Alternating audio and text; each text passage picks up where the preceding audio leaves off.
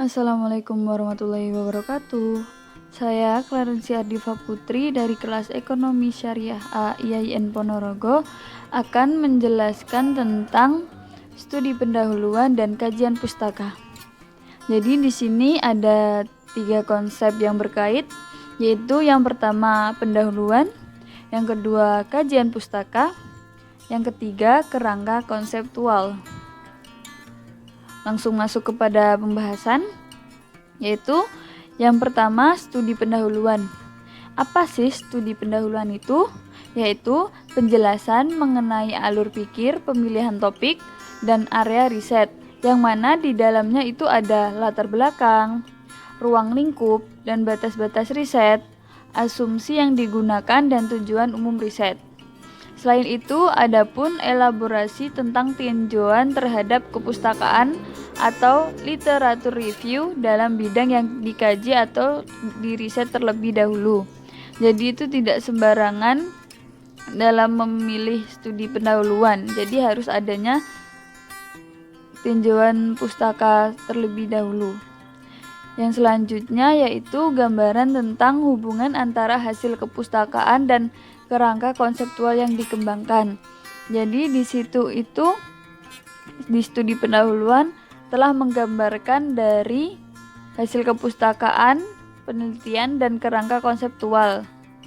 Adapun manfaat dalam studi pendahuluan yaitu yang pertama memperjelas masalah, yang kedua menelaah kemungkinan dilanjutkannya penelitian, yang ketiga, mengetahui apa yang sudah dihasilkan orang lain bagi penelitian yang serupa dan bagian mana dari permasalahan yang belum terpecahkan.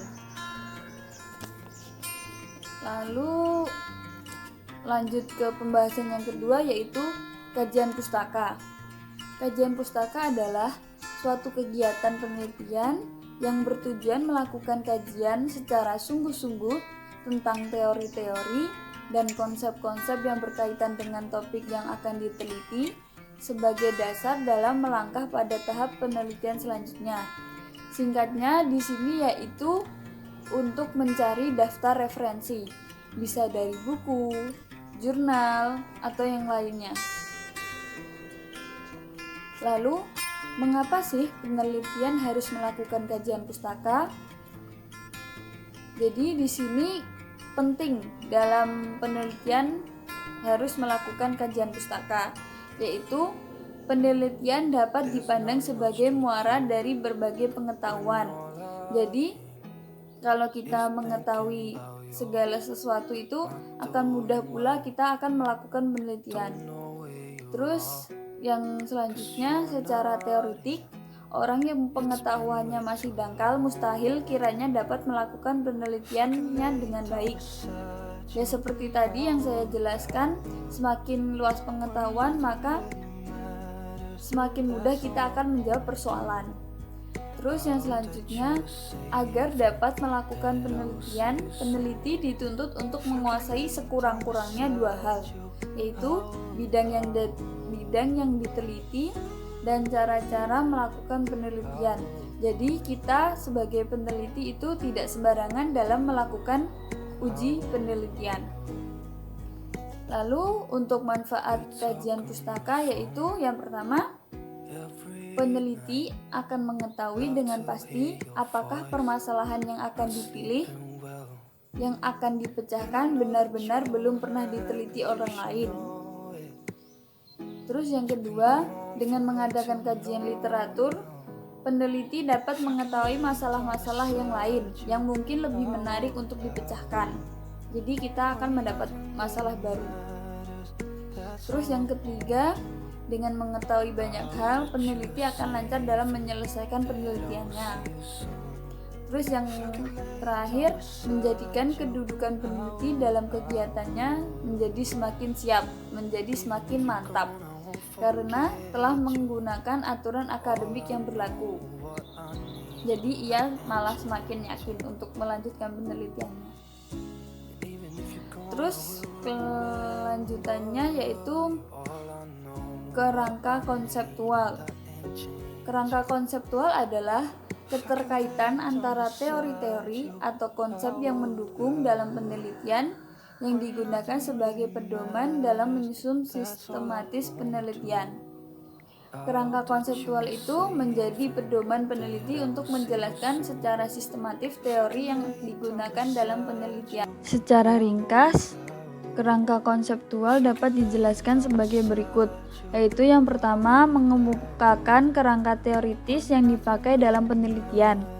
Yang selanjutnya mendeskripsikan hubungan antara masalah yang diteliti dan kerangka konseptual yang dipakai.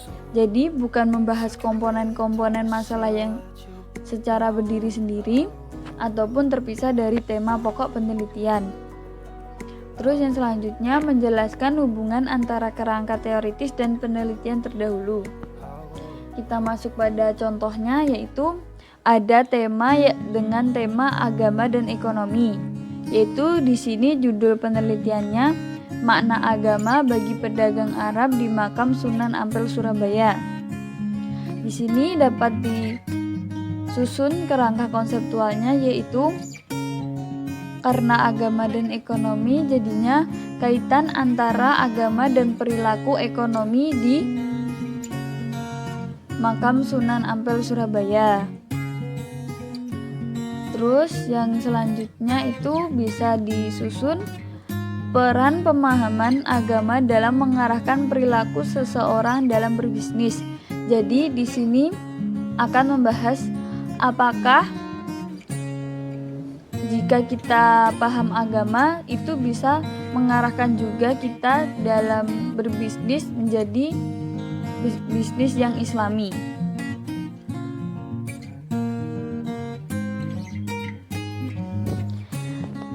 Jadi seperti itu penjelasan dari saya mengenai studi pendahuluan dan kajian pustaka. Apabila kurang jelas dan ada salahnya saya mohon maaf. Sekian dari saya. Wassalamualaikum warahmatullahi wabarakatuh.